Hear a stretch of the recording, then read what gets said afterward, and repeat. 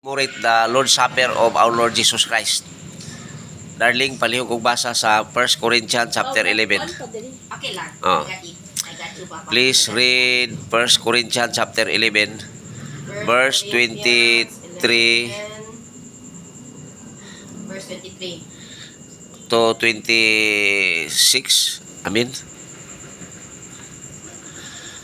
So, the best celebration of Christmas in Noche Buena, we begin in prayer and the Word of God 26, Papa. and Lord's Supper. Amen. Then we will do our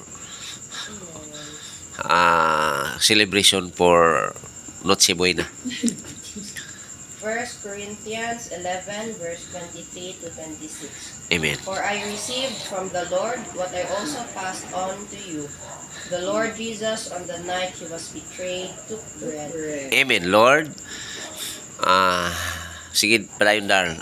And when he had given thanks, he broke it and said, "This is my body, which is for you. Do this in remembrance of me." Father God, we thank you for sending your only begotten Son here on earth. For God so loved the world that He gave His only begotten Son, that whoever believes in Him should not perish but have everlasting in Christ Jesus, everlasting life. In 1 Corinthians chapter 5 verse 17, if anyone is in Christ, he is a new creation. Old things passed away, but behold, new life, new things has come. Salamat sa imong lawas, Lord, nga imong ibilin kanamo og kami naka-receive.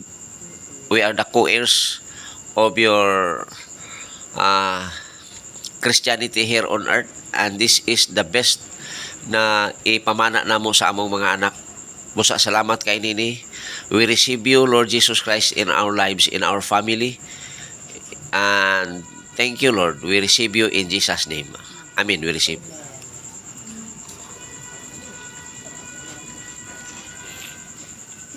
Din pa na yung darling.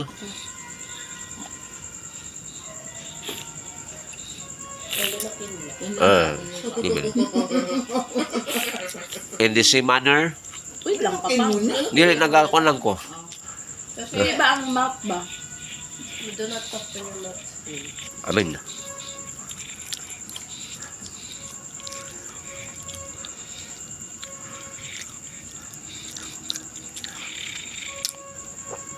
Thank you, Lord, na every year makaselebrate kami og Noche Buena and Lord's Supper and celebrating your goodness and godness, thanksgiving for you alone, O God, in Jesus' name. Amen.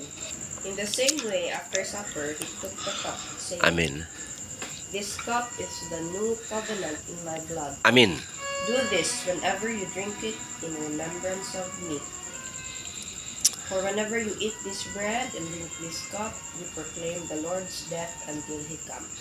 Father, we thank you. Dili lamang kay lawas ang imong gihatag kanamo, kundili apil ang imuhang dugo nga giula didto sa Kalbaryo sa krus for the salvation of humanity. There is no forgiveness without shedding of blood. There is no forgiveness.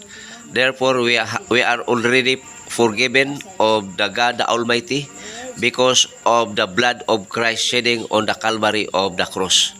Father, we receive you completely, and not only your body and blood. You said also in 1 Corinthians chapter 2 verse 16 that even your mind is given to you, your perspective, the mind of Christ Jesus is in Christ believers. So we are so blessed that we already receive your body and your blood, the whole body, with your mind, and you, Lord Jesus Christ, in Ephesians chapter 4 verse 15, that you are our head and we are your body. Father, we thank you, we bless your name, we glorify your name, for you alone is worthy to receive our thanksgiving, praises, and worship. Thank you for the plan of salvation of humanity. Romans chapter 3 verse 25. All have sinned and fall short to the glory of God. But because of Jesus Christ, for the wages of sin is death. Padayon, Darl. But the wages of sin is, But the gift of but the gift of God is Christ Jesus. eternal life to Christ Jesus. But the gift of God is eternal life through Christ our Lord Jesus Christ. Amen. So salamat kay Ginoo kay na ako mga mahal sa buhay, ang amo kong buong family is the keeper and doer of the word of God. And thank you, Lord, for your authority.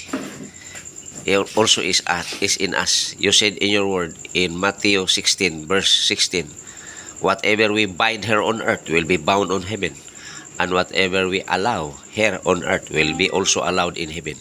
We bless your name and we thank you and we receive you, Lord Jesus Christ.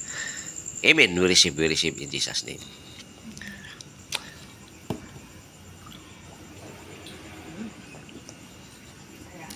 Salamat Amahan sa kaluwasan nga imong gihatag kanamo. Our citizenship is in heaven because of you, Lord Jesus Christ. Amen and amen. All right. We continue to our celebration. Amen and amen. Blessed be the name of the Lord now and forever in Jesus' name. Thank you, Lord. Holy Spirit. Amen.